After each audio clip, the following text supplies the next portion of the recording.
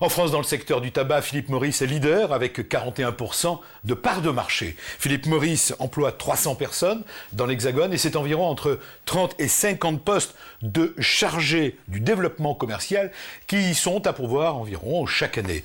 Bonjour Bruno Collomb. Bonjour Alexandre. Merci d'être avec nous. Vous êtes le directeur des ressources humaines de Philip Morris. Alors on peut dire que chargé de développement commercial, chez vous, c'est une sorte de sésame.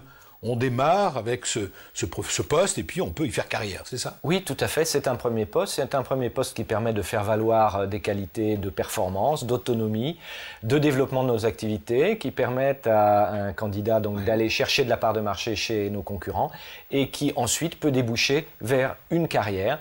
Et on pourrait prendre plusieurs exemples. Je pense à la présidente de la société en France qui, elle, a commencé également il y a quelques années comme chargée de développement commercial. À ce poste-là. À ce poste-là. Alors, quel est le ticket d'entrée, comme on dit? Qu'est-ce qu'il faut? Il faut montrer patte blanche, diplôme. Il faut un diplôme de niveau Bac plus 5 et il faut parler un peu d'anglais. Parce que c'est utile pour les postes suivants. Et il faut également avoir un fort tempérament commercial, la volonté d'aller chercher la part de marché chez les concurrents et une autonomie dans l'organisation de son travail. Oui, alors justement, le métier, c'est quoi?